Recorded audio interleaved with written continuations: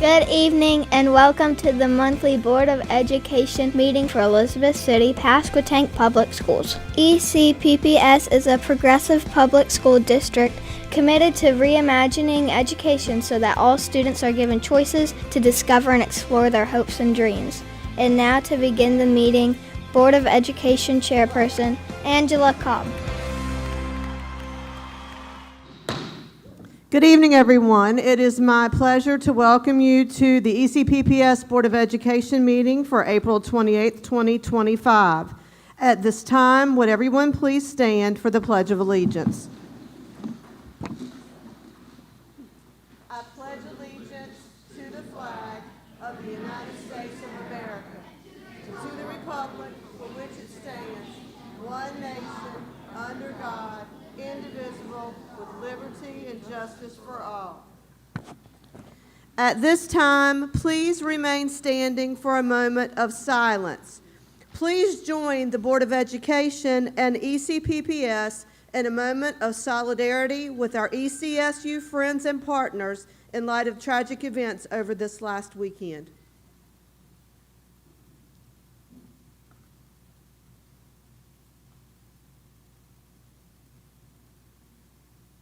Thank you. You may be seated.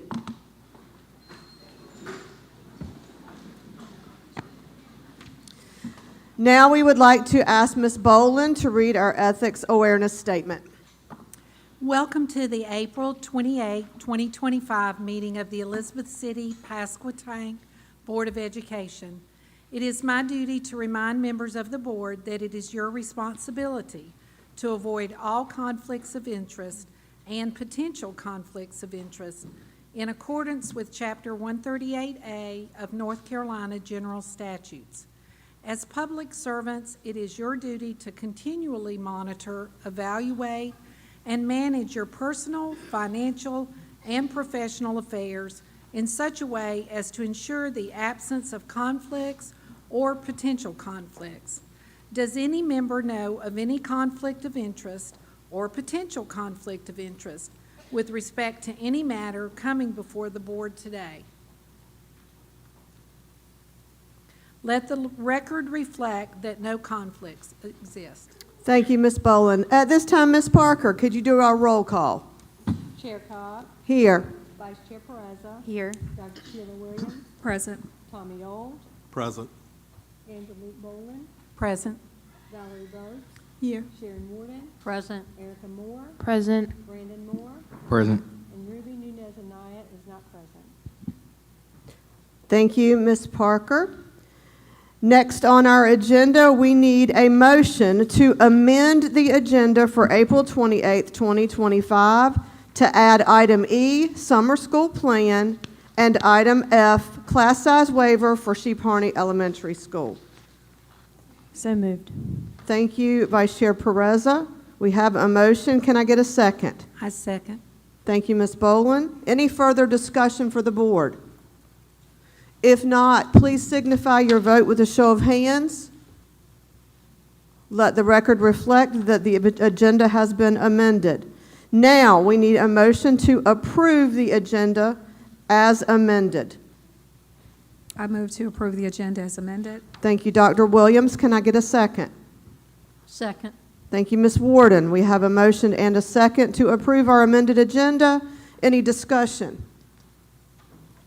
If not, please signify your positive vote with a show of hands. And let the record reflect that vote is unanimous. At this time, we will turn over our agenda to Dr. Parker for our recognitions this evening. Thank you, Madam Chair, and good afternoon to everybody. Thank you for coming out and joining us on this beautiful evening in the city of Elizabeth City. We'd like to start this evening with some recognitions by Mr. Nick Stanley, the Director of Bands at Pasquotank County High School, who's going to come forward and share some really incredible accomplishments of his band. And so, Mr. Stanley, thank you for joining us this evening.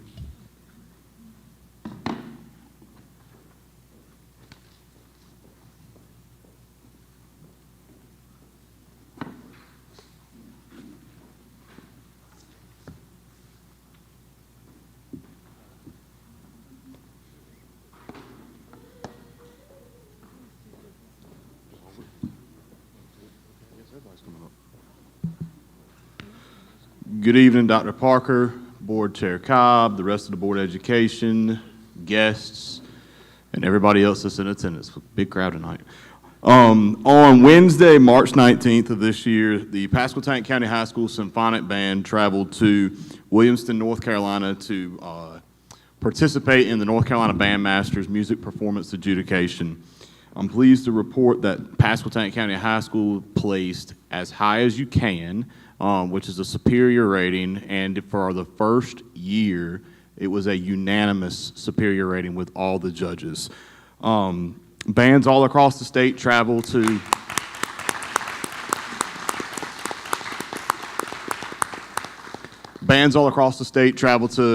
predetermined locations based on where they're at in the state of North Carolina. So this is a really big deal. It's not a matter of we're better than you or anything like that. It's not a rated thing like it is in marching band, first, second, third place. It's kind of just, let's see how you do with the process. To give you an idea of how it went, our students prepared 3 pieces for a panel of 3 judges. Bands are rated 1 to 5, 1 being superior, 5 being poor. All 3 of those judges gave us a superior, which is a level 1 on our performance of the prepared pieces. And then our students did some sight reading, which means they had to play a piece for the first time. They've never seen it before. I've never seen it before. Nobody had. And that judge, which was a 4th judge, gave us a rating of superior.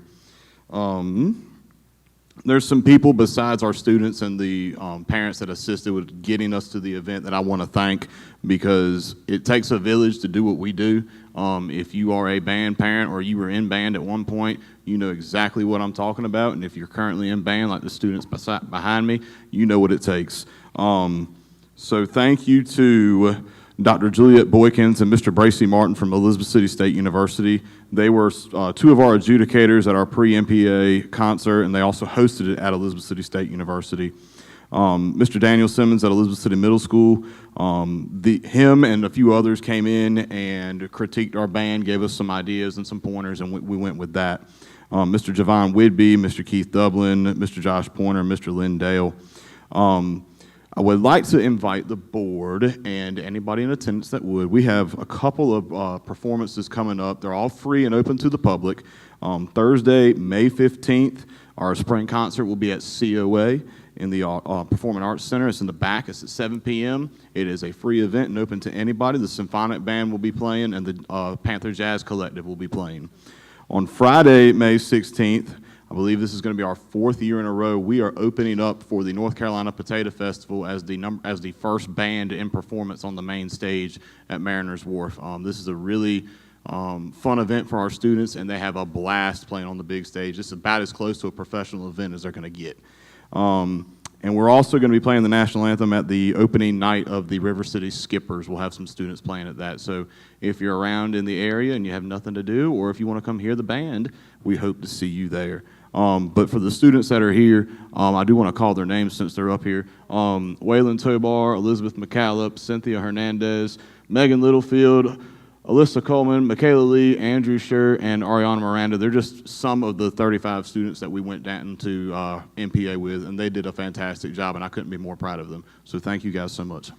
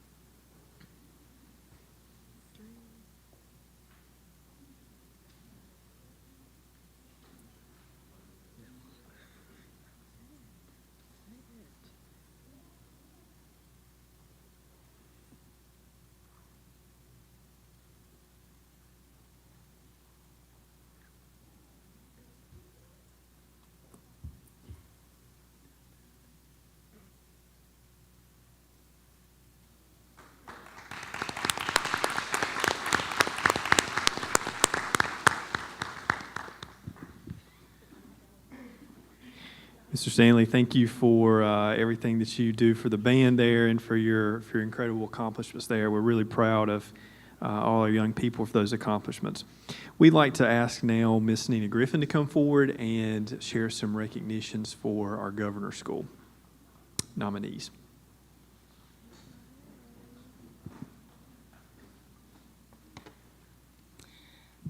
Good evening. I'm pleased to announce that this year, Pasquotank County High School has 2 students that have been selected to attend the 2025 summer session of North Carolina Governor School West at Greensboro College. The Governor's School of North Carolina is the oldest statewide summer residential program for gifted and talented high school students in the nation. Each summer, selected students are invited to Governor's School to help build a learning community during a 4-week residential session. Students go through a local and state nomination process. At the rigorous selection processes in over 1,850 state-level nominations, NCDPI is excited to invite Leland Johns and Cindy Zhu to attend the 2025 session of North Carolina Governor School this summer. So if you two could just come on up and get your certificate.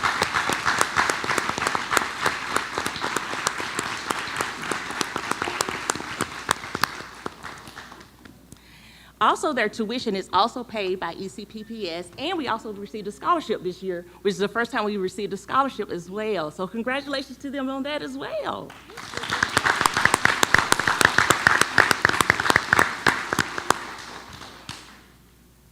This is Cindy. She was in my kindergarten class.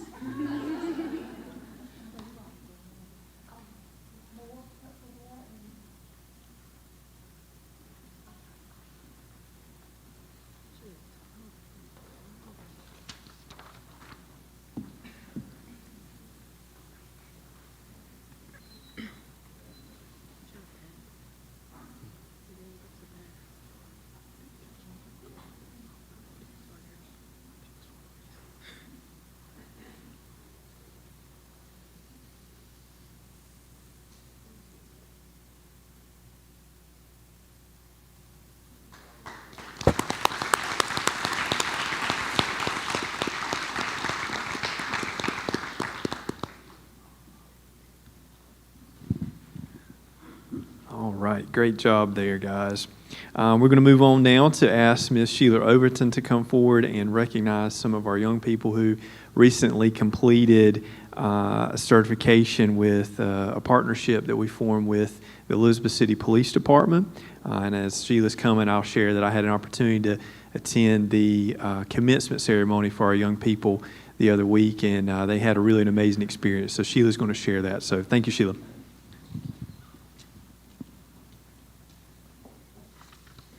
Good evening. I come before you to recognize our students both at Northeastern High School and Pasquotank County High School who participated and graduated from the Youth Citizens Police Academy, sponsored by one of our many partners, the Elizabeth City Police Department. I would like to introduce Officer James Bray, who will be sharing information about the Academy. Officer Bray is a retired sergeant with the North Carolina Highway Patrol and a Marine Corps veteran. Officer Bray is a Police Officer 3, or PO3, at the Elizabeth City Police Department and is assigned to the Community Policing Division, where he plans and organizes all community events and activities for the department. Some of the events organized are National Night Out, Trunk or Treat, Santa Cop, Back to School Bash, Adult Citizens Police Academy, and now our Youth Citizens Police Academy. And this is just to name a few. So now I present to you Officer James Bray, who will share more about the Youth Citizens Police Academy and our partnership with the police department.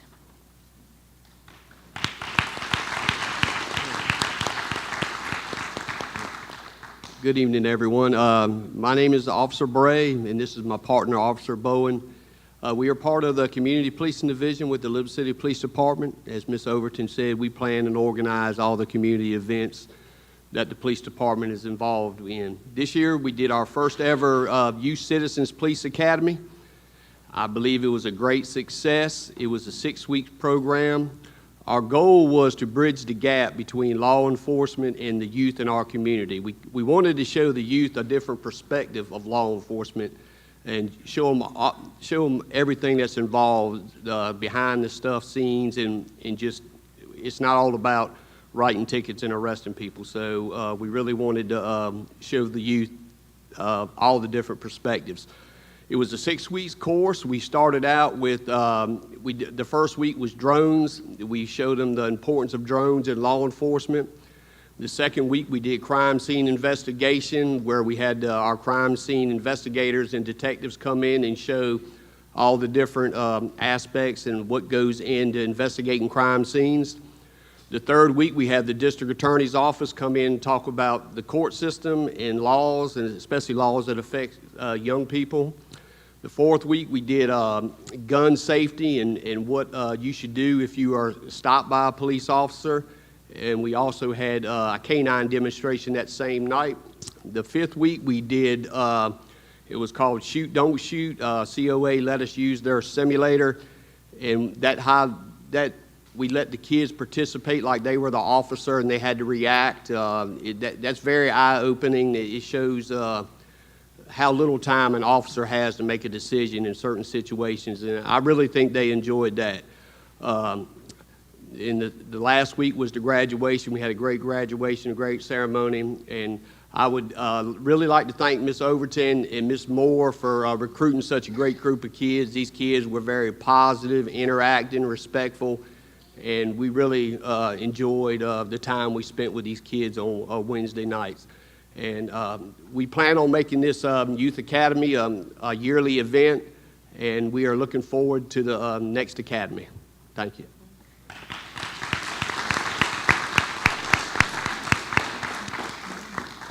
Thank you so much, Officer Bray. And let me add that when we reached out and started planning this with the police department, they were looking for 8 to 10 students. We were able to present 13 students to this academy, and they went through the entire academy. They were fully engaged. They were just excited every week. They got fed every time they were there, and it was just a really good experience. And again, to reiterate, the graduation was absolutely phenomenal. And again, just thanking the parents for their support, ensuring that the students got there after a full day of school. 6 o'clock, they're at the academy, and they're still going strong. So I just really appreciate that and would like to just take a moment to thank our parents again.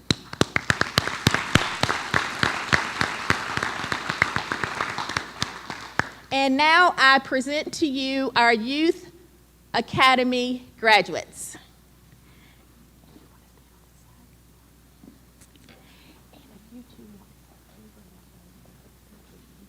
Okay.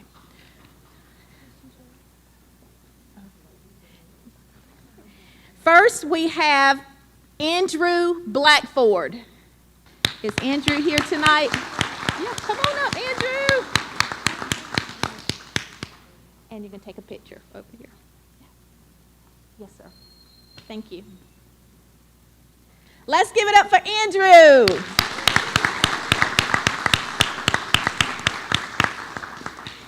Next, we have Michael Callie.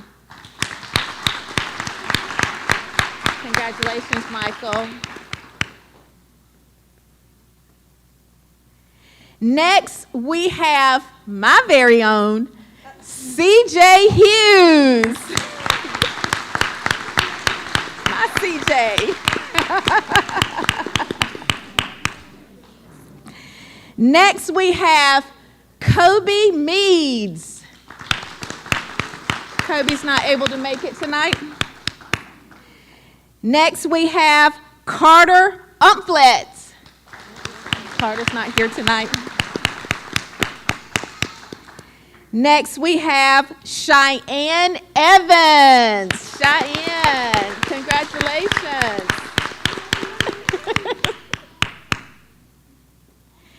Next, we have Shylin King. All right, Shylin. Good job.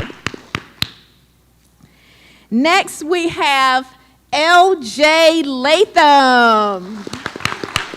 All right, LJ, good job. Next, we have EJ Manley. Good job, EJ.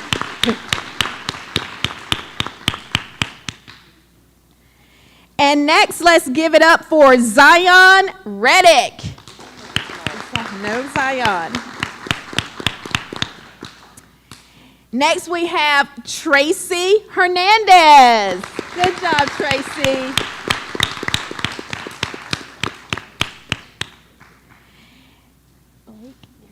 Next, we have Blake Williams. Good job, Blake.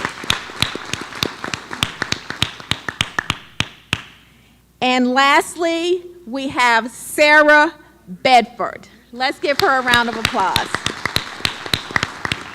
And again, congratulations to all of our graduates.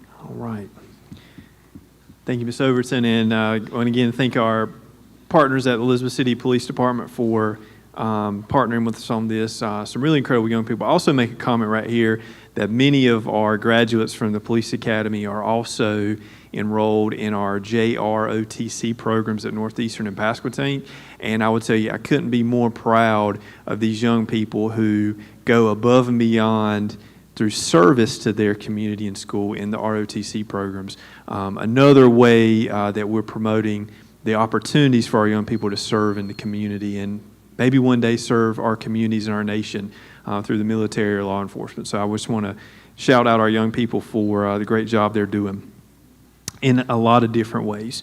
Now I'd like to ask Dr. McPherson to come forward and to recognize the World Autism Awareness Day competition results.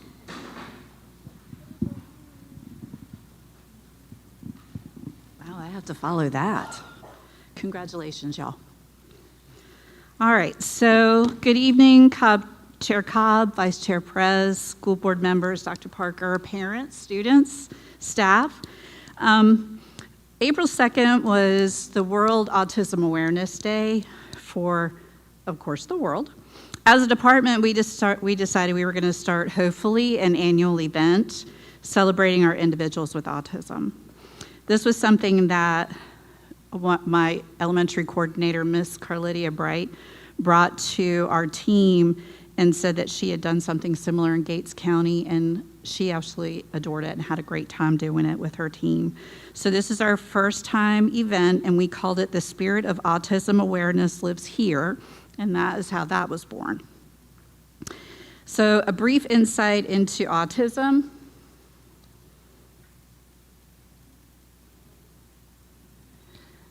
It is a developmental disorder that affects not just language with our kiddos, but their ability to socially interact with others, emotional regulation, and physical. And then it does have onset signs and symptoms that typically occur before the age of 3. That's typically when our kiddos are identified. And then the prevalence of autism. So the Autism and Developmental Disabilities Monitoring, which is a part of the CDC, the Center for Disease Control and Prevention, combined data for all of their network sites from 2000 to 2022. In 2000, 6 ADDM sites data showed that in 1 in 150 students or children were identified with autism. Today, it is 1 in 31 of our children are identified with autism. 1 in 45 adults in the U.S. are identified with autism. And then worldwide, 1 in 100 children are identified with autism. Boys, for whatever reason, are overly identified or are more apt to be identified than girls, 3 times more so. So with our contest, we wanted to inspire schools to celebrate our our kiddos with autism. We wanted them to ignite their creativity and to develop bulletin boards and doors depicting their support of our kiddos. So the bulletin boards and or door contest, out of the 12 schools, we had 6 who participated, and one of the schools actually, you walked in and it was every hallway. Even the people in the building had t-shirts on celebrating autism awareness. So our folks who, can't see, the voting rubric that we used was creativity and visual appeal, their connection to autism awareness, the message that was presented, involvement with their staff and our students, and then the overall impact on the people that were doing the voting. And they get stars. It was 5 stars for the top number. And of that, the spirit of autism awareness lives dun, dun, dun, dun, dun, at the Autism Awareness Corner in Sheep Harney Elementary School.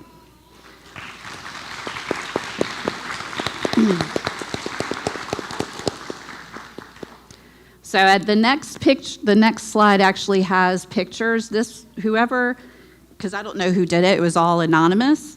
So the individuals who worked on this, their entire corner of their floor had the decorations above the door and around the door. They had a bulletin board with all different hashtags related to autism. They had a sensory table, which I wanted to dig my hands into immediately because it was just that you go find things in the different textures in there. And then they actually had ways to work with, support, be friends with individuals with autism. They had movies that depicted individuals with autism or individuals that have autism that were in movies, and then music. So it was well-rounded, and really Sheep Harney, when I walked in, I left with just this elated feeling in my soul, because it was just amazing to walk in there and see all of that. So we have a award for them. It's a little statue of some sort we're going to pass on each year. So hopefully next year we'll have a little bit more participation and involvement from everyone. Eventually I'd like to turn it into a plaque where we identify each school each year that wins that spirit of autism. So that's all I have.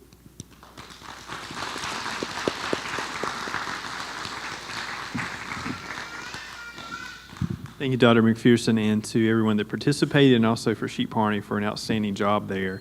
We're going to ask now Ms. Terry Wilson to come forward and recognize some of our school teams that recently completed in a renewable energy competition at the Coastal Studies Institute.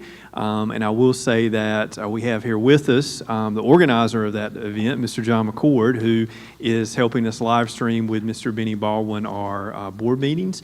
And so the Coastal Studies Institute, funded through research endowments through East Carolina and other places, hosts this annually, and John organizes that. And so this year we had a multitude of teams participate in some place. And so we're really excited about that, and so wanted to recognize them. So Terry, thank you for sharing this out this evening. Thank you. I'm glad to be here. Good evening, Board Chair Cobb, Vice Chair Pereza, board members, and guests. I'm here to recognize teachers and students from our schools who participated in the North Carolina Renewable Energy Competition on March 22nd at the Coastal Studies Institute in Manteo. Student teams were tasked with designing and constructing a wind or water turbine that they then brought to the competition to test and compete against other teams from schools across the state. ECPPS had 4 teams compete, with the team from Weeksville Elementary earning 2nd place in the 4th through 8th grade wind turbine competition. At the event, oh yes, it's back.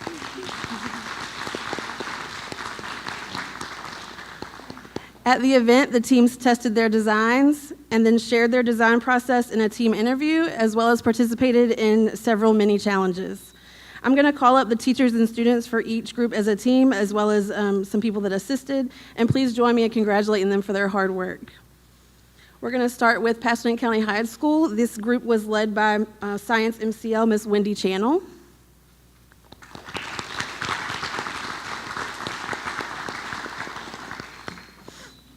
And her students included Giovanna Taylor, Braylon Cobb, Cynthia Hernandez, Diana Hernandez, and Dudley Bradshaw, if you would please come forward.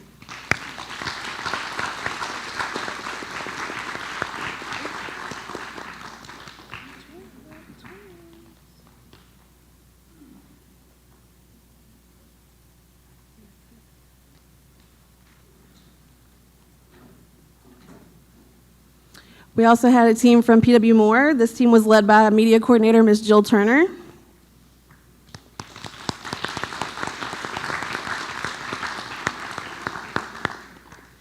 On the PW Moore team were students Jermaine Dillard, Kingston Edwards, Blair Bateman, Ashlyn Whidbey, Charlotte Davenport, and Connor Caffarello.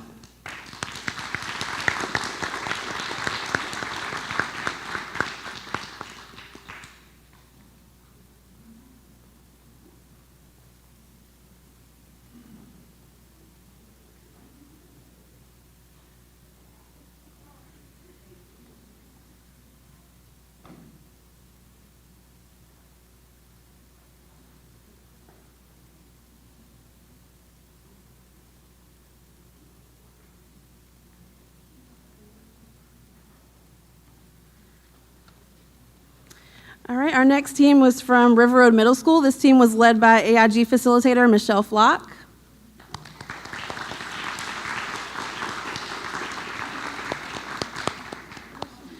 Ms. Flock's River Road team included Angela Burgard, Riot Cooper, Cameron Felton, Paisley Parker, and Sophia Valladares.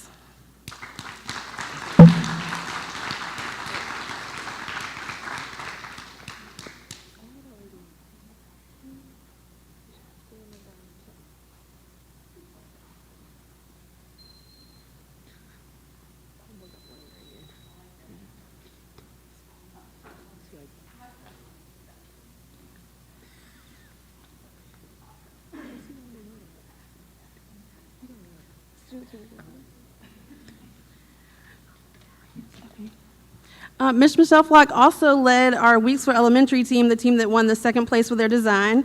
Ms. Flock's Weeksville team included Chase Colson, Jamari Jones, Joshua Meads, Colton Rosenberger, and Kendall Spellman. Please come forward.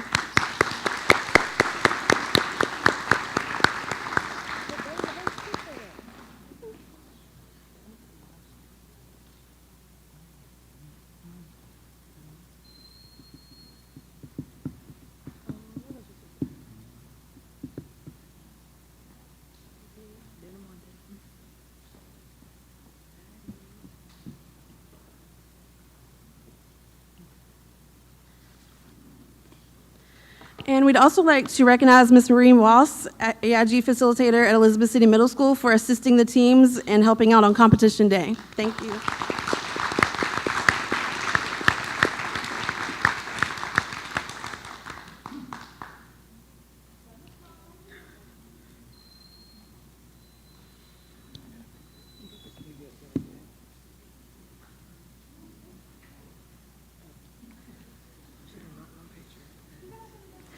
Thank you to everyone who made the competition a success. We look forward to sending some teams back next year.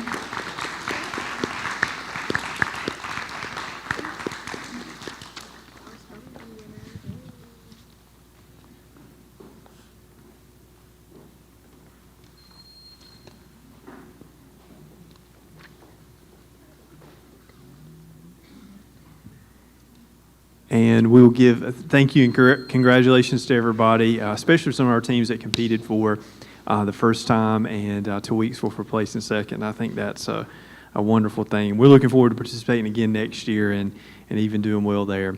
Last two recognitions, we're going to ask Dr. Katina Waples to come forward and recognize our Spelling Bee winner, and then Ms. Kim Robertson, principal at J.C. Sawyer, will do some school recognitions for us. Dr. Waples, thank you. Good evening, Chair Cobb, Vice Chair Pereza, Board of Education members, Dr. Parker, and our community. My name is Dr. Katina Waples, and tonight I am honored to recognize our 2000 2025 ECPPS Spelling Bee winner. First, let me start with explaining the process. At each of our 6 elementary schools, each classroom in grades 3 through 5 holds a spelling bee competition. The winner of each of these classrooms then competes with all of the classroom winners within their respective schools. The 3 school winners from each school are then promoted to the district level competition. On March 27th, our annual district-wide ECPPS Spelling Bee was held at the Museum of the Albemarle. 18 of our top spelling scholars throughout the district engaged in a very highly competitive match that lasted 12 rounds. In the end, the winner, Mr. Jonathan Green from Weeksville Elementary School, won the honor of being named the 2025 ECPPS Spelling Bee winner. Tonight, we would like to honor Mr. Jonathan Green for his hard work, tenacity, and diligence. Jonathan Green, please come up.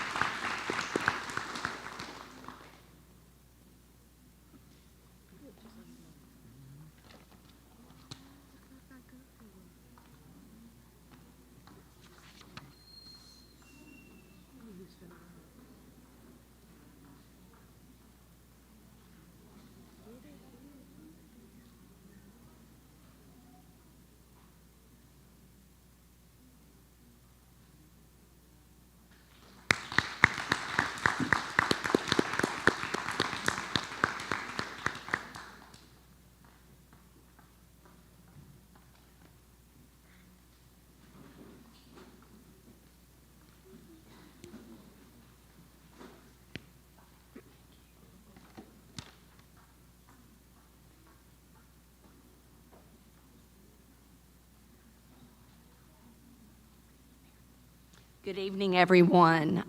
It brings me great joy to be able to share and recognize the students and staff of J.C. Sawyer Elementary School with you this evening. I'm going to begin by recognizing students who did an outstanding job on their NC check-ins this school year. First, I have Gabe Anderson.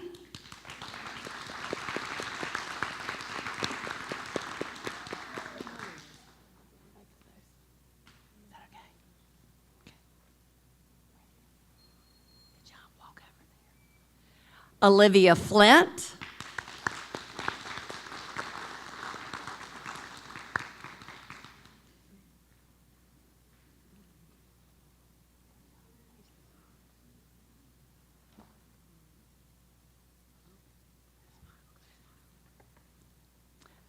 Logan Rayburn.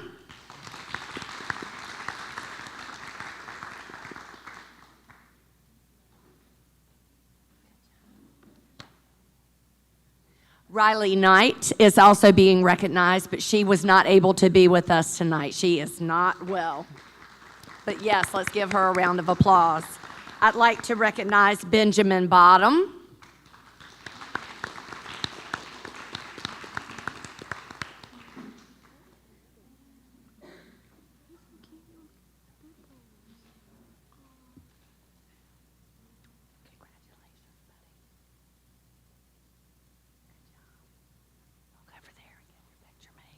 Cameron Luckett.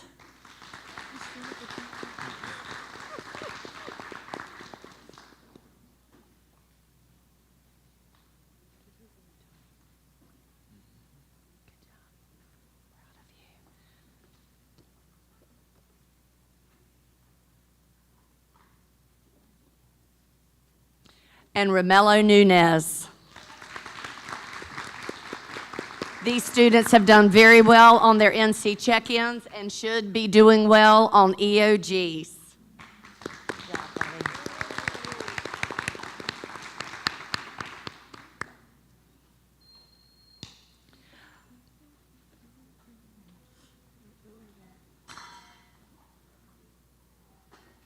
My next student recognition is someone that you may have seen before. He was actually recognized at the last board meeting, but our very own Jackson Williams participated at the state level in Raleigh, and he was recognized with a special award. It's the 4-H Growing Engineer Award at the North Carolina Science and Engineering State Fair competition. Let's give him a big round of applause.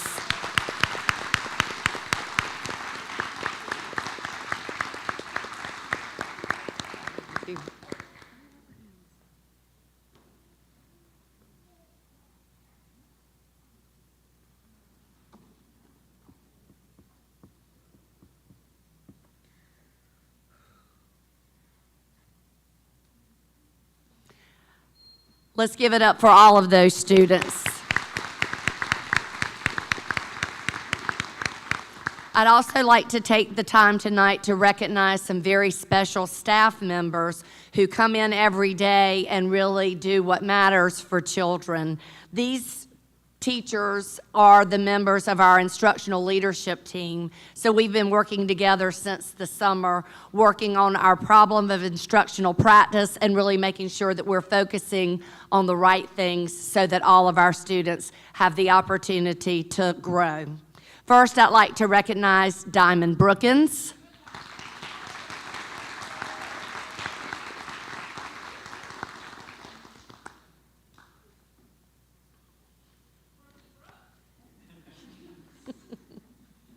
Maya Jaycox.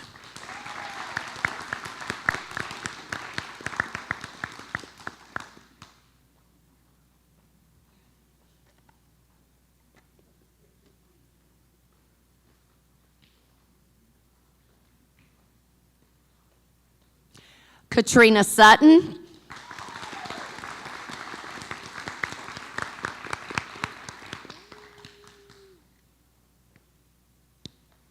Christy Hornthal.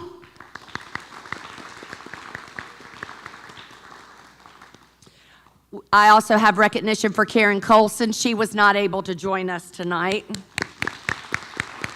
We've got Lori Abbott, our guidance school counselor.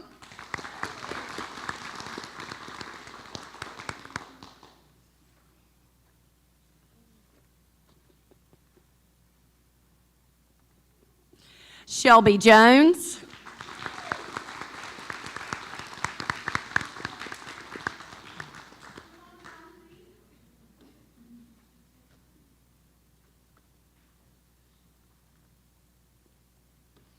And last but not least is Amy Williams.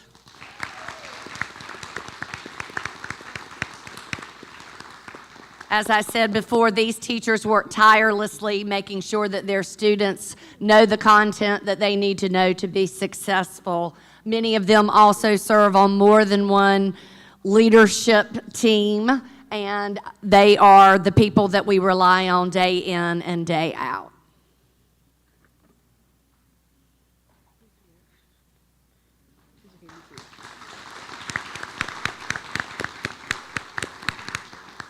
In the spirit of recognition, I'd also like to recognize the teachers' assistants at our school who never know where they're going to be or what they're going to be doing on a daily basis.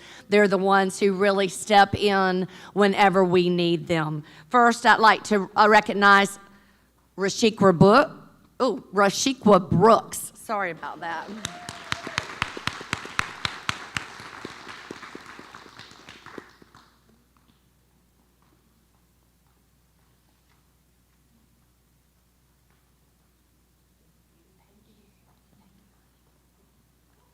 Shaquita Davis.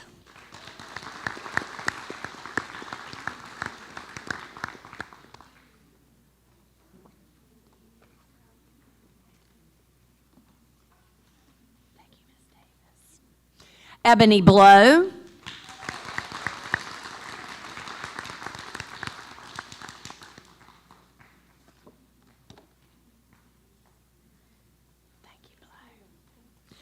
Jessica Ambrose.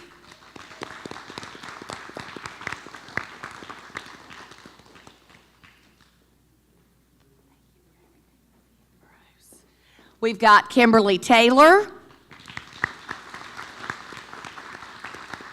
Diasia Saunders, and Lavisha Moore. Let's give a big round of applause for everyone.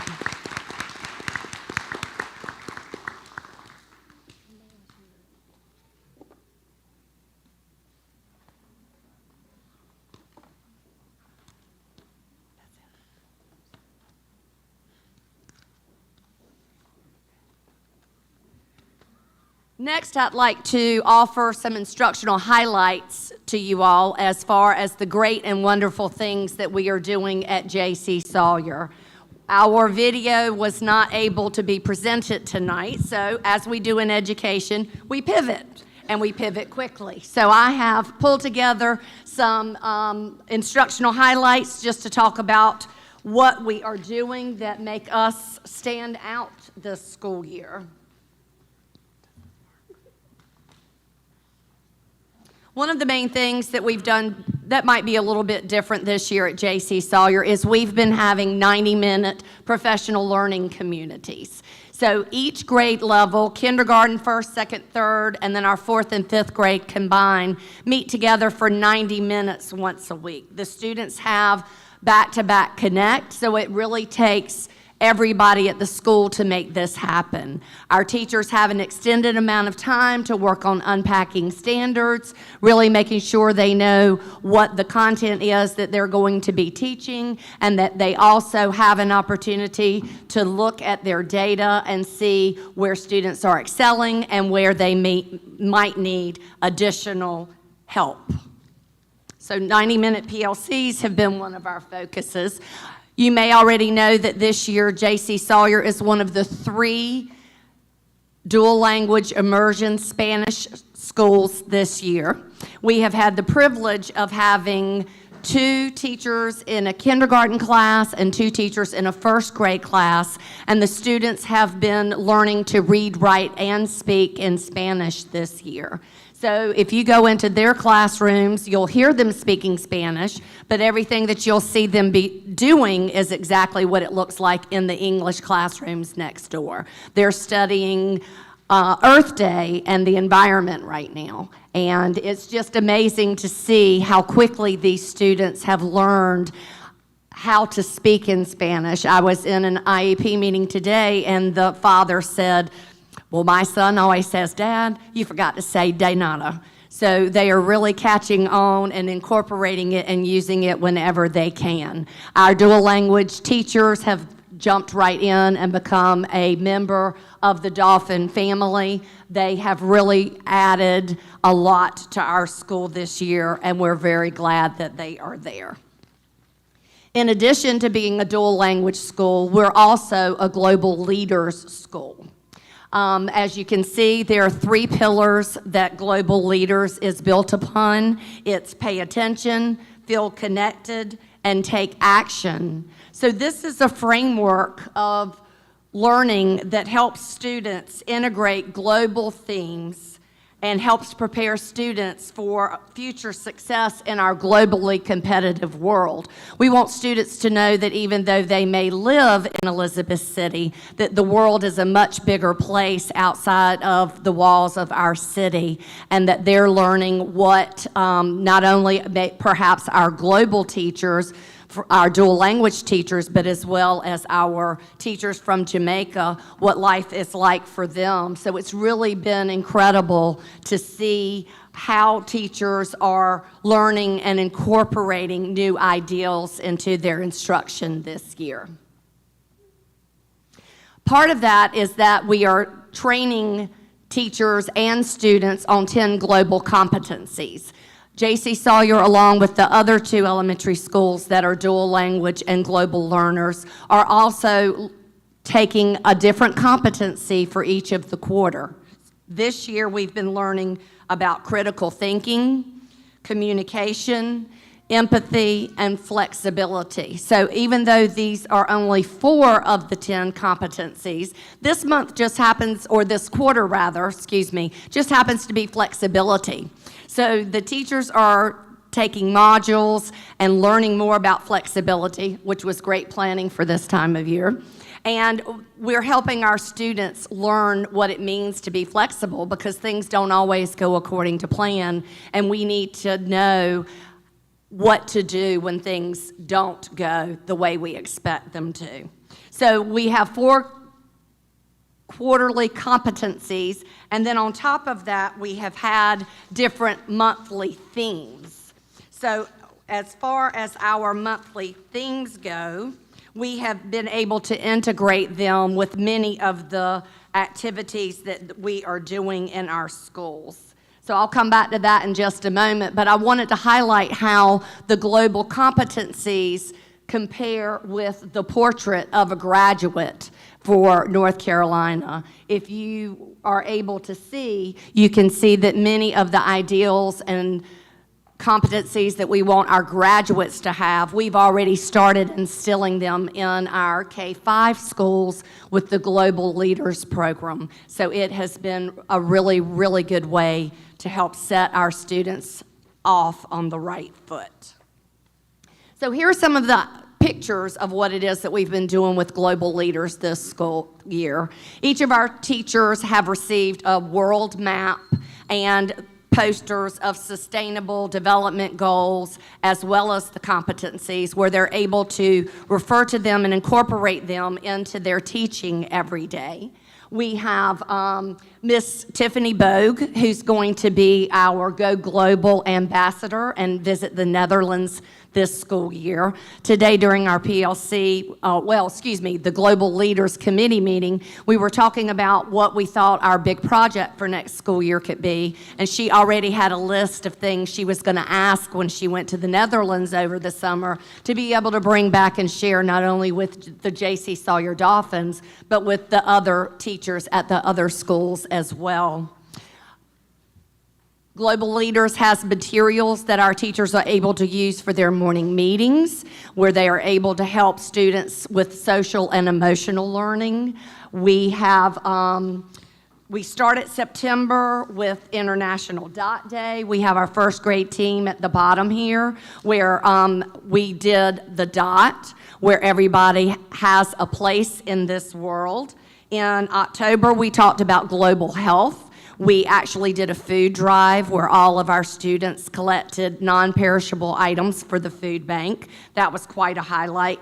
In November, it was global leadership, and it was the election. So all of our students had the opportunity to participate in a mock election. And if you look right there with the students around the round table, they were actually in a voting booth, and they were able to vote between 2 different versions of a global dolphin. So that was a whole lot of fun. Some teachers had given their students "I voted" stickers. So it was just a really good way to help make connections between the real world and what it was that we're doing at school. December, we did global celebrations, and typically a lot of schools do this, but our kindergarten and first grade teams were able to really focus in on Honduras and Colombia because that's where the 2 of the teachers are from, and it just added another level of learning that they had not experienced before.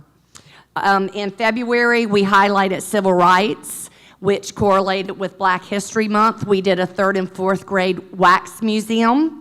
And the 2 pictures on the bottom show our different students dressed up as different famous Black Americans for the civil rights. It was a whole lot of fun. And in March, the global theme was literacy. We did One Book, One School. And Humphrey the hamster, we read The World According to Humphrey. So if you don't know Humphrey, Humphrey is a class pet who goes home with a different student every weekend. And for our One Book, One School event, Humphrey went global.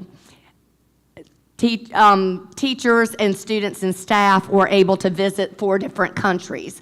They visited China, Jamaica, Honduras, and Colombia, thank you, to be able to integrate Humphrey going different places. We tasted food from these countries. We looked at what their regions were like, and it was just a really great way to bring another level to that One Book, One School literacy night. We've done a lot with STEM this year. This slide shows you that we have had our science fair night. The day that we had our science fair projects up in the gym, we invited parents and students back to school that night. Teachers had hands-on STEM activities for the children to explore. We had coding activities. We had Oobleck. The children were there to explain about their science fair projects.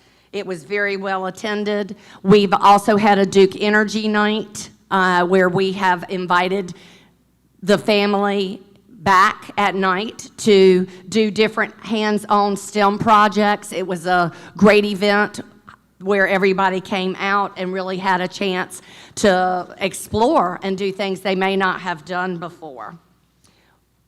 Miss Amy Williams, our 5th grade science teacher, has been working with Mason Lawrence through the 4-H Extension Agency. They've done 2 projects this year. They've done the Egg Drop Challenge, where you can see Mr. Mason standing on top of the school. The students' assignment is to design a contraption that they drop an egg from the top of the school and see if it cracked or not. So that's always a very interesting activity. And coming up, these are last year's, but I believe it's Friday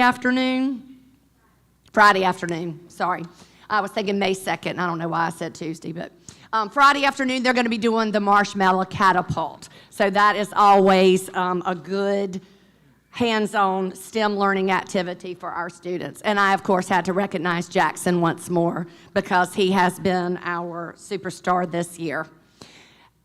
We've also been doing Culturize, a book by Jimmy Cassis, as our book study to help work on our strengthening relationships and the overall culture and climate of our school. We want to make sure that we are strengthening relationships, building trust, setting high expectations for students and staff every day.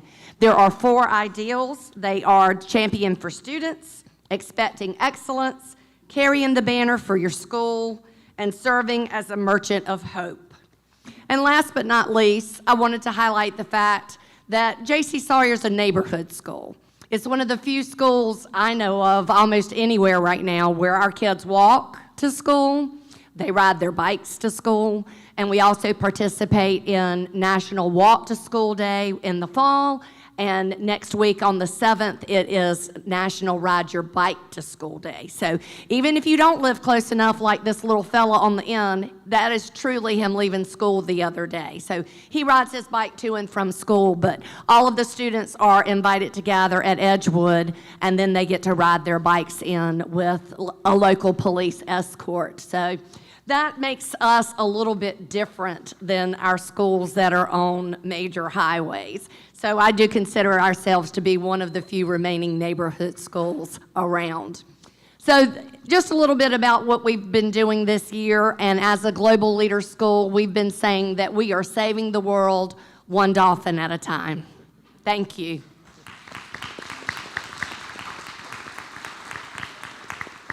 Thank you, Ms. Robertson, and to your staff and students. Just a wonderful presentation to highlight the incredible things going on. And I do want to take a moment just to emphasize again how excited we are that Ms. Tiffany Bogue is going to be the first teacher, which will be one teacher every summer from here on into the future, that will be going on an international trip, fully funded through an endowment and partnership with Centera and the North Carolina Go Global cooperation. And so we just can't wait for Tiffany to get back. And Dr. Waples and myself were with Tiffany recently and learning a little bit about her trip, and she's going to be learning about technology used in the Netherlands to grow food. And fun fact, the Netherlands produces the 2nd most food in the world. They're a small little European country, and they do that, and they have these greenhouses where drones go up and way up in the ceiling. They water the plants, and they go here, and they use technology to do that. And so Tiffany's going to see that, bring it back, and then create lessons with teachers at Sawyer to show that to the students. And so I really love, Kim, that you emphasize the global component we're expanding, because as our good friend Freeburg McKinney says, you can live in a rural area and still learn about the world, because the public school can bring the world to your rural town, and that's what we're doing. And I think you highlighted that so well, Kim. So thank you for that and for your amazing staff and students.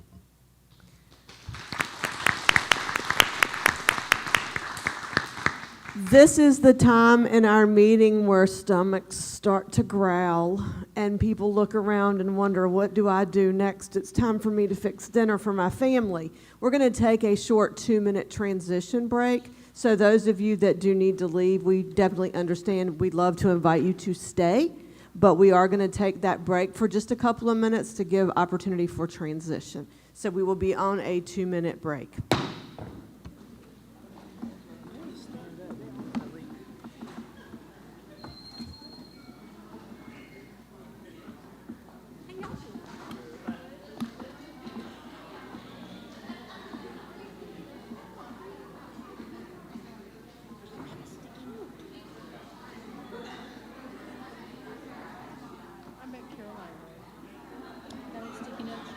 What's that? Sticky notes, Nope. Sticky notes? Nope.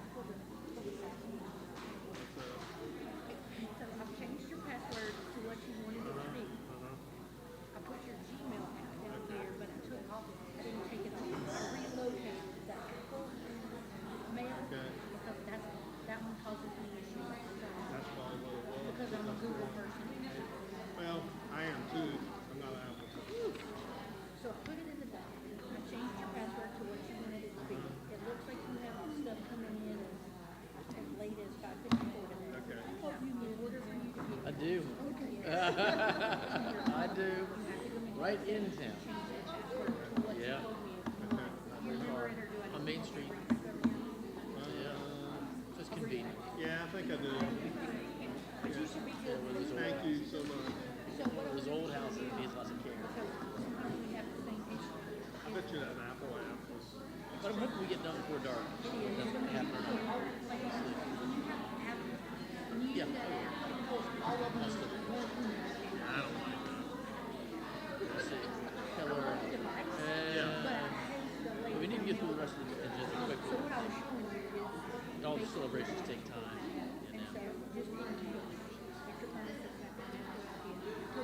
Hopefully we're on the downside.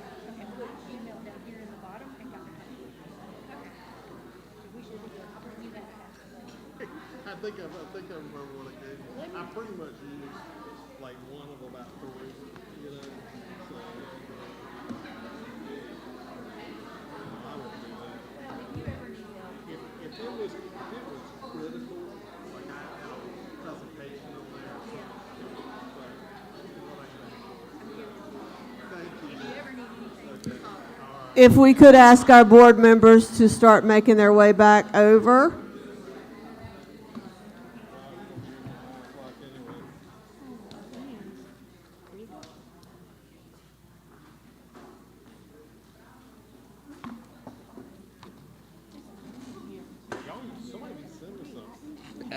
My email's been out this last week. I just got it fixed. I haven't gotten anything. So if you haven't gotten a response, that's why. Okay. Yeah. Yeah, she said 8:30 at Central. You're so, hold on, I'm so nervous. Like, I need to be casual. Okay, yeah, should be no problem. It is superintendent report. Send me one of y'all. I really hope that I saw that day. I'm for the chair. Just email me. I'm gonna throw it right over there at that wall. Crank it up and go, whoosh. And there's a lot going on. I'm eating one of your mints again. No, I don't want it yet. I gotta talk. Okay, we are going to be back into session now, and the next thing on our agenda this evening is the public comment. Just a reminder of some of the constraints around public comment. Each month, the first part of at least one regularly scheduled board meeting will be set aside for citizens to address the board through public comment. Each speaker will receive 3 minutes to present comment. A sign-up sheet will be available 30 minutes before the meeting begins for any individual or group to indicate their desire to address the board. During public comment period, the board chairperson will recognize speakers in the order in which they sign in. When the name is called, please approach the podium without anything in hand except paper or index cards if needed. Substitute speakers will not be permitted, and speakers may not donate any portion of their time to another speaker. If a speaker is unable to present all of his or her information within the specified time limit, the speaker may provide the board with additional information in written form. The chairperson will preside over the public comment period. Board members will not respond to individuals who address the board except to request clarification of points made by the presenter.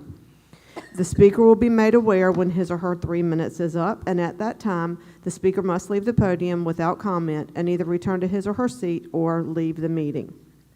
Disruptions by any person or persons of a public meeting will be subject to action in accordance with GS 143-318.17. At this time tonight, we have one person who has signed up for public comment, and that is Elizabeth Shaken. Ms. Shaken, you may address the podium. Ms. Parker will be your timekeeper, and she will let you know when to begin and when your 3 minutes is up.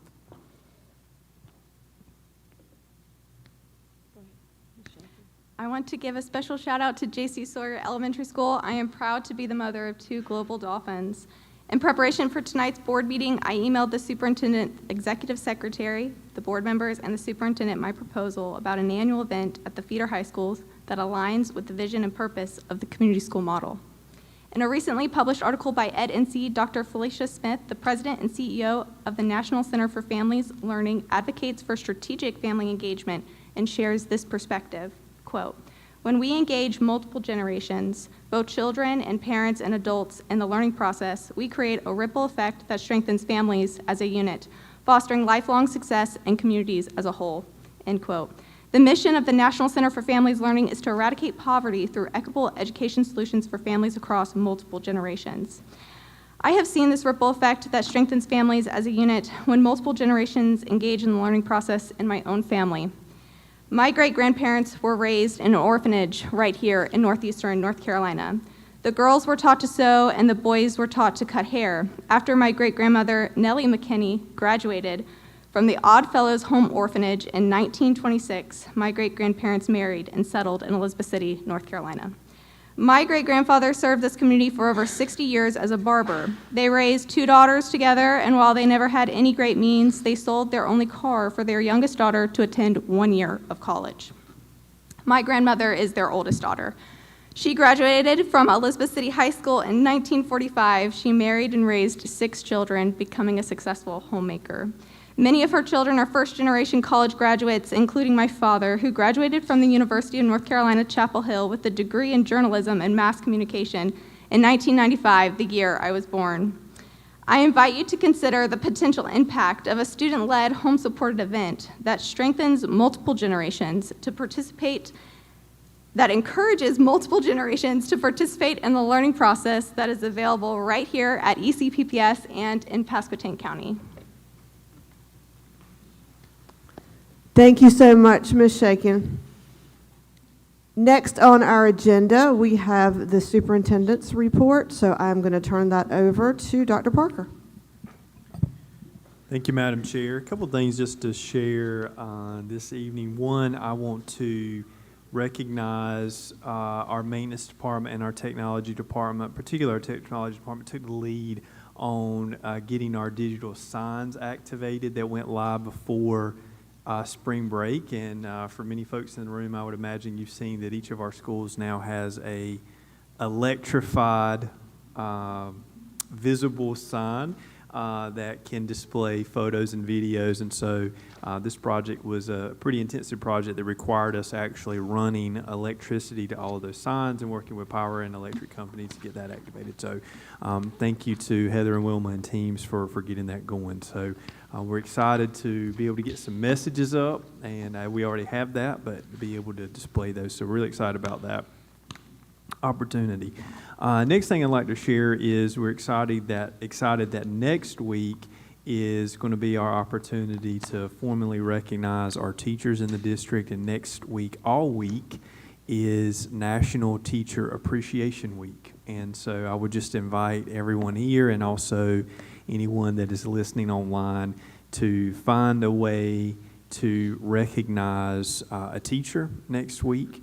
I'd also encourage you to just think for a minute here about your favorite teacher that you had when you were in school, or for some of the folks in the room that are currently in school, who's your favorite teacher? And I would imagine for pretty much all of us, somebody's name comes to mind. And that reminds us that we've all been influenced and impacted by a teacher who cared enough about us, sometimes to tell us we were wrong, to tell us that we needed to do better and that we could do better. And we have teachers like that across this district. And so while we should, every week should be Teacher Appreciation Week, we're going to take advantage next week to show our teachers how much we love them and care about them. So I invite you to join us with that as we look forward to those things. I also want to say that we are nearing a time where we are beginning to land the plane this academic school year, and we will begin in 4 weeks testing our end-of-year test for our elementary, middle school, and then our high schools will follow shortly after that. So we are focused on the last remaining days of EOG and EOC prep and getting our kids ready to show their absolute best on those assessments. You know, we've said a lot of times that a test is not the end-all, be-all measurement of who you are as a person. But we also believe that the students in Elizabeth City Pasquotank Public Schools can perform just as good and better than any other child in the state and nation. And so while the tests are one thing, we also are going to look at that as an opportunity to prove we can outperform anybody in the state. And so that's what we want our students to think about on that day, is to show their best. I will tell you that our internal results show that we are trending very well getting ready for those tests. And it's my hope that in just a couple of months we'll be able to come back and share some continuation of the academic results that we're very proud of. And the last thing I would share is one of the things that is a highlight for me, and I know it is for many in this room and across the county. Each school year are those days that come at the very end of the school year. And for us, there's 3 of these days. One is May 16th, where I'm looking across the room here at one young man who's going to graduate on that day. And the next one is June 6th, where Pasquotank County High School is going to have their commencement ceremony. And then the morning of June 7th is when Northeastern, and I'm looking at another young person here that's going to graduate on that day. You know, all the work, the effort, the time that we put into these buildings, these board meetings, reviewing budgets, everything that goes on, the buses that run every day, it all serves a purpose. And it's to get our young people to that special day where they walk across the stage, they leave us, but they go out in the world being prepared by what we did with them here. And a high school graduation is a special experience, and I don't think you can replicate how much pride and joy that we feel on those days when we recognize our hardworking young people. And so I will end this part by saying to Ruby, Brandon, and Erica, who will be graduating among hundreds of others of seniors there, we're proud of our young people. We're also going to miss them, and this graduating class is one that is special to all of us, and Erica, Brandon, and Ruby have really set the standard for what can be accomplished by our student board members. And so we're very proud of them, and we look forward to those days that are coming. So we're in that phase where everything's happening all the time, every day. And so we've got a lot of events, but it's a wonderful time of this year because these events allow us to celebrate the amazing people and young people that are in this district. So in that spirit of celebration, I'll end there, Madam Chair, and thank you for the time. Thank you, Dr. Parker. And now we will have Vice Chair Pereza and our student board member reports. Thank you, Chair Cobb. As Dr. Parker said, we are leading into the end of our school year, and we have one more meeting with our student board members before they graduate.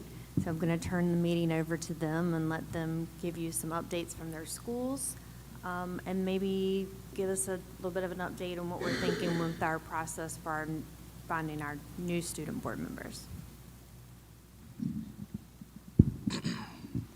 Good evening.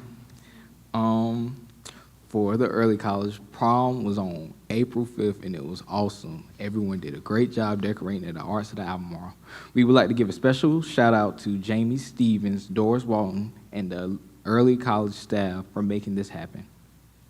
We held our second annual field day on Friday, April 11th, and the weather cleared up for us to get a game of kickball and tug of war in. My team won, if y'all wanted to know.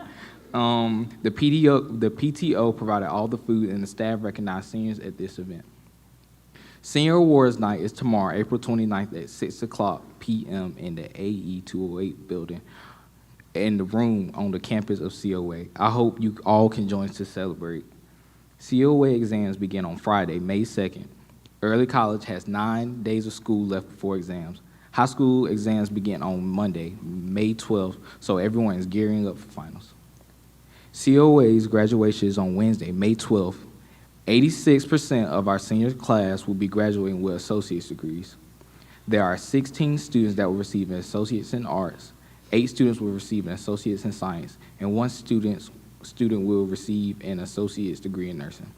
Additionally, 2 seniors will receive a general business administration certificate.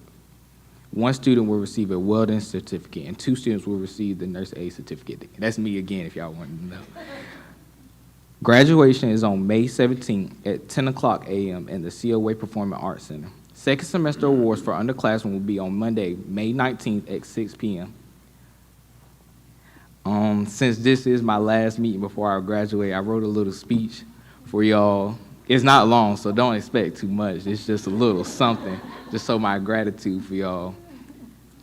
I want to sincerely thank the Board of Education for giving me this opportunity. From the very beginning, you welcomed me with open arms and treated my voice with the same respect and importance as everyone else at this table.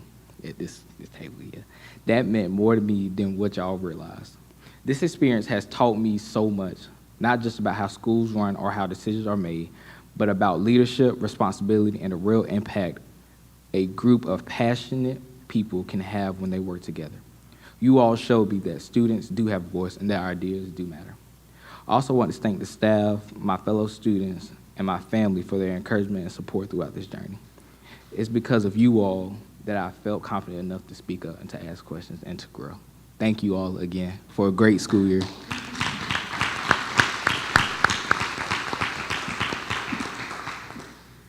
Good evening. I'm going to keep it short after that lovely statement right there. But our spring sports are in a good running there. I want to shout out 2 teams specifically, our men's tennis team and our women's soccer team.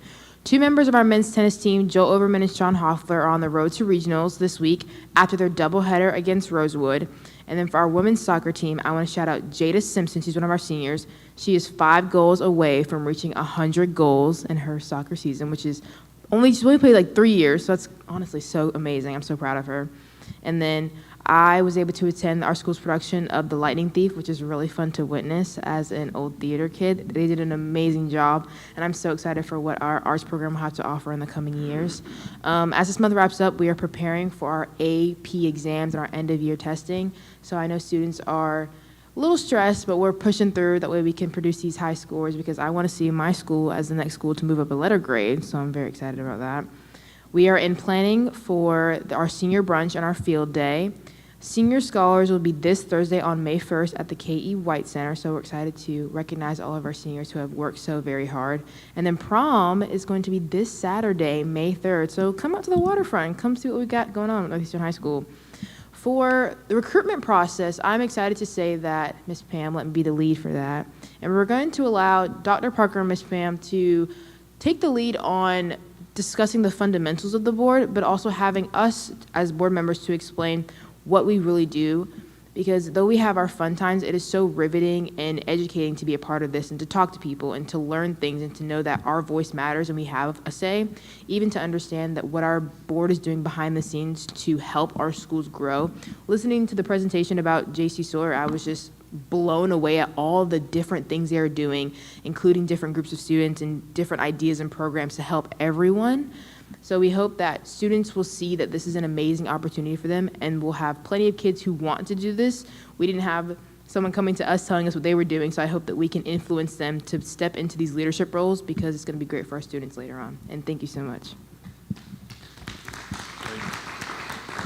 And thank you, Brandon and Erica. And I'll say two quick things.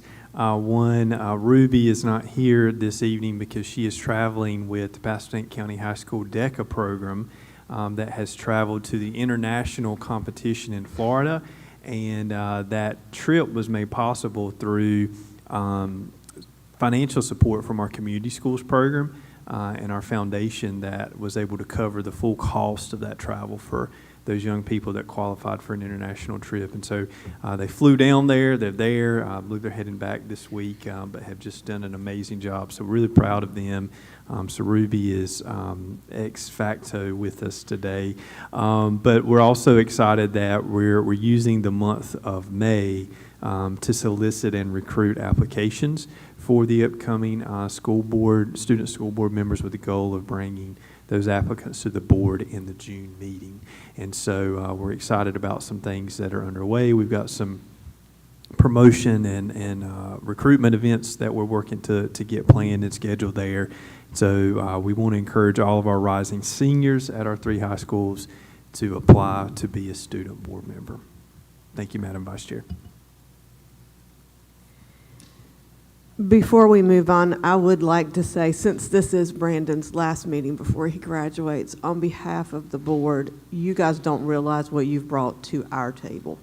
And so we are so honored and proud to have you, and to Ms. Pereza, the leadership that you have taken on to do the things that have been accomplished with the student board is just amazing. And so whoever comes along, they're going to have some hard shoes to fill, for sure. But we think you guys are pretty amazing, too. So. Okay, moving on in our agenda this evening, we need to get a motion to approve the consent agenda as presented. I move to accept the consent agenda as presented. Okay, thank you, Dr. Williams. And then can we get a second? Second. Thank you, Ms. Warden. Any discussion on the consent agenda? If not, please show a positive vote with a show of hands. Let the record reflect that is unanimous. And now we will move on to new business. This evening we have 6 items of new business that we are going to be discussing, and what we'll do is we'll do a motion to approve. All 6 items require action. So we'll do a motion to approve after each individual item. Okay, so Dr. Parker, we'll turn it over to you. Thank you. We're going to kick it off with Ms. Sandy Kinzel, who's going to talk to us about the dual language immersion quote, followed by Ms. Candy Tilley on the budget, Heather Edmiston on the weapons detection, and then Ms. Wilma Jordan on repair and renovation, and the 2 remaining is going to be Dr. Waples on the class size waiver, and then, Chair, if you'd remind me on the other one, summer school plan is going to be Sammy Fudge. Thank you. Good evening, Chairman Cobb, Vice Chair Pereza, members of the board, and my colleagues and neighborhood friends. I come to you this evening with a request for the board's approval consistent with Policy 6420, contracts with the board. In your packet, as Dr. Parker mentioned, is a quote from Houghton Mifflin for the amount of $76,668.41, and this includes the shipping and the taxes that were initially left off of the quote that came to us from the company. This quote is for literacy and math materials for the expansion of our dual language program next year at P.W. Moore, Sheep Harney, and Weeksville. Just FYI, these are the same materials that we purchased for this year's initial phase, so we're just going to be able to expand with the same materials but at different schools. We will be using federal Title IV, which is Student Support and Academic Enrichment Funds, to cover the cost of this purchase. So with that, I respectfully ask for your approval. All right. So we need a motion for item A. Make a motion to approve item A, dual language K-1 new schools proposal. Okay. I'll second. Thank you. Any discussion further or questions for Ms. Kinzel? All right, please signify your positive vote with a show of hands. Let the record reflect that as a unanimous vote. Thank you, Ms. Kinzel.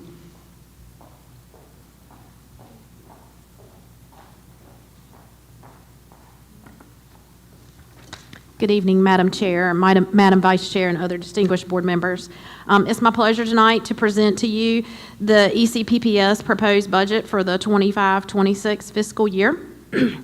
This budget was developed using our strategic plan as a guide to reflect our district's commitment to excellence and innovation for every learner by continuing to advance our strategic priorities. One key challenge we faced in developing this budget was, of course, the loss of some federal grant funds as well as potential reductions to other federal funds. We did, of course, state budget hasn't passed yet, so we had to make some assumptions when preparing the budget. And so we assumed a 3% salary increase for all staff, a retirement rate of 25%, and a hospitalization rate of $8,500 per employee. And then we developed it, as I mentioned earlier, based on the strategic plan for our 4 primary funding priorities, beginning with reimagining education. As Ms. Kinzel just mentioned, we will be expanding the dual language program into the other 3 remaining elementary schools. The 2 middle schools will offer the middle years IB program, and Pasquotank High will introduce the pre-IB diploma program. In addition, we will have 2 new innovative programs, Micro School and Aviation Academy. As part of expanding our partnerships within our community, we anticipate Elizabeth City State and COA, College of the Albemarle, being active partners in our new Aviation Academy, as well as Arts of the Albemarle playing a huge part in our Micro School. And as was, I think it was the last board meeting or the board meeting before that, the Albemarle YMCA offering physical education opportunities for our early college students. As part of our talent recruitment, retention, and development, we are expanding the advanced teaching role model into all other schools. We had implemented that in a few pilot schools this year, and now we're going district-wide with that program. And while I did mention we had lost federal grant funding, we are still going to implement the strategies that were part of that grant program, even though there will not be compensation for for the leadership strategies. There will not be compensation for those leaders. As part of the operational excellence, our student information system will be modernized. We will be transferring from Power School to Infinite Campus. And a little bit later, when I get to the capital budget, we'll talk about some exciting things coming up as we prepare for a new 5-year CIP plan. This proposed budget totals $73,920,337. It does include an appropriation of $3 million of our current fund balance. Our goal is to not have to spend all of that, but where we stand right now with the uncertainty regarding federal funds, not knowing what the state budget will look like, we had to appropriate $3 million to balance the budget.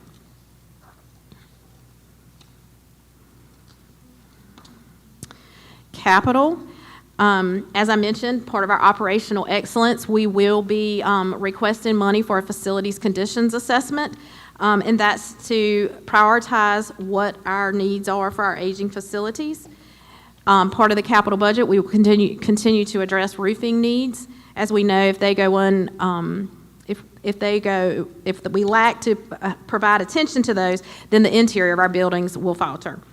The aging plumbing infrastructure has been a major issue for Ms. Jordan since she came on board, and so we have included that as a line item in our capital.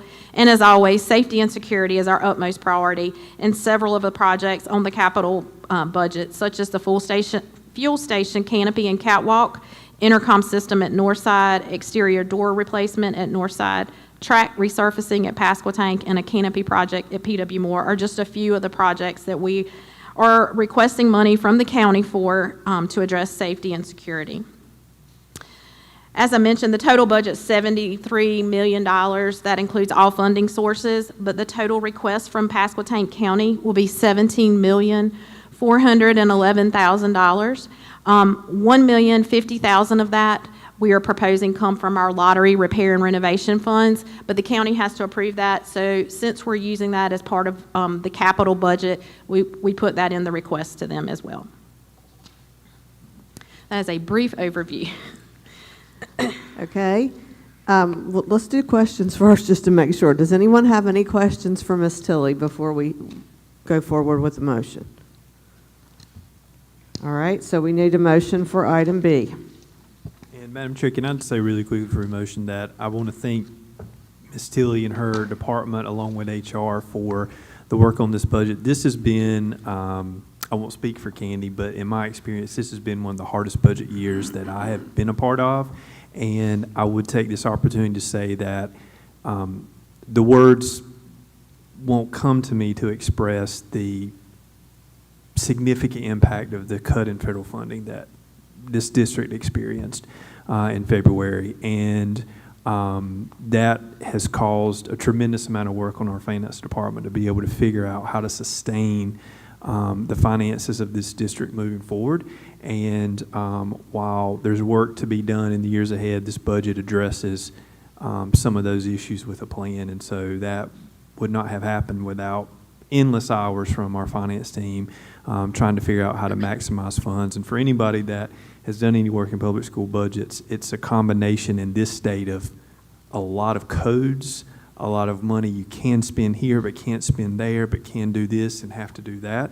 And it's not something you could learn on the job how to manage a public school budget in North Carolina. It comes with years of experience of knowing what codes go where and how to do that. And if you can do that, you maximize funds.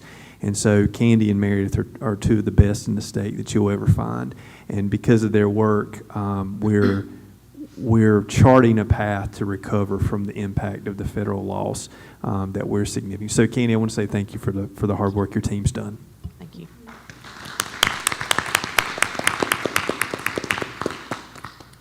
Okay, we need a motion for item B. I move to approve the 25-26 superintendent proposed budget as presented by Candy Tilley and staff. Thank you, Ms. Bowen. Can we get a second? Second.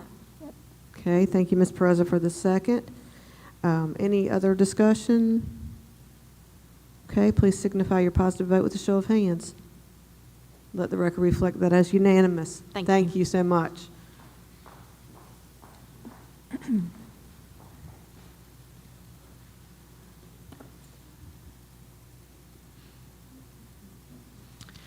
Good evening, Chair Cobb, board members, Dr. Parker, and guests. Earlier this year, ECPPS applied for a competitive grant with the Center for Safer Schools located at the Department of Public Instruction. Earlier this month, we were notified that our application was selected for one of these grants. We were awarded $175,000 to upgrade our security stance within the district. Tonight, I would like to request approval from the board for these grant funds to be used to purchase 2 walk-through weapons detection systems to be utilized, one each at Northeastern High School and at Pasquotank County High School. Each school would receive, of course, one of these systems to add to their current safety program. The formal quote has been provided in your packet for you to review, and it totals $166,956.38. The funds left from this grant will be utilized to upgrade our current security system, with additional cameras being added to our current systems. Any questions about that? Okay, if not, we need a motion to approve item C. I'd like to move to approve the weapons detection system proposed, or item C. Thank you, Ms. Warden. Second.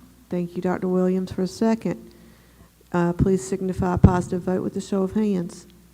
Let the record reflect that that is unanimous. Thank you, Ms. Edmondson. Thank you so much.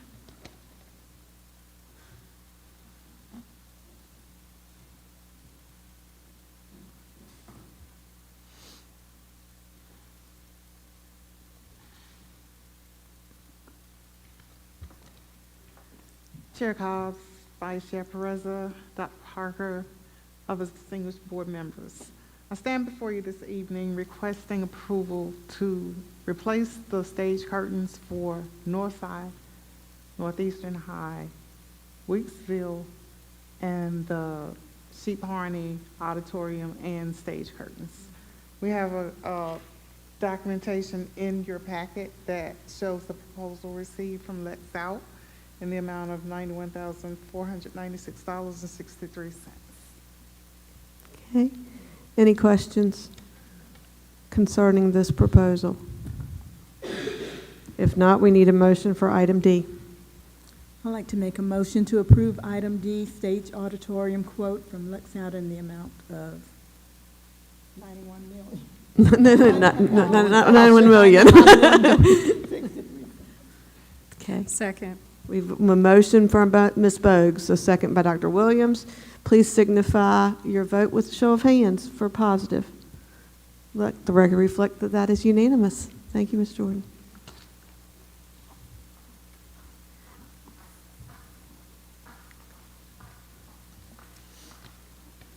Good evening. Excuse me. Okay.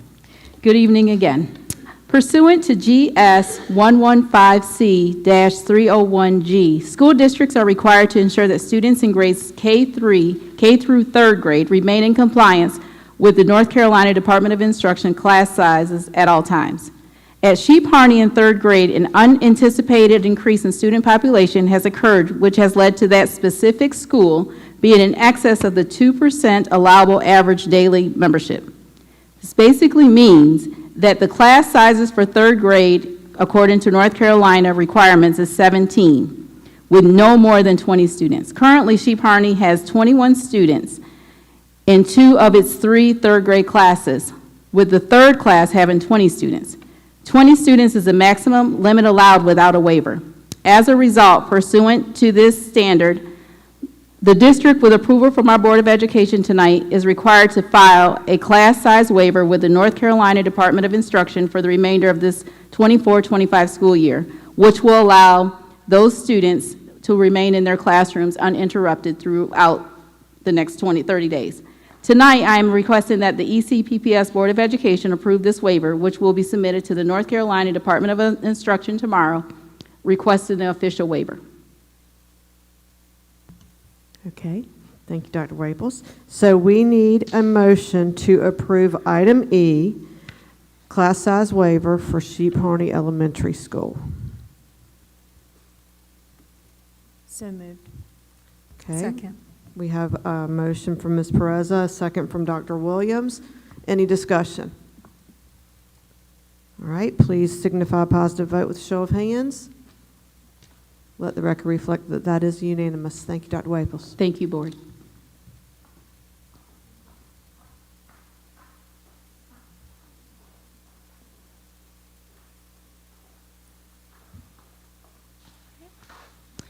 Good evening, Chairwoman Cobb, Vice Chair Perez, distinguished board members, and Superintendent Dr. Parker. I come before you this evening to present new information in regards to the 2024-25 end of school year re-administration test window.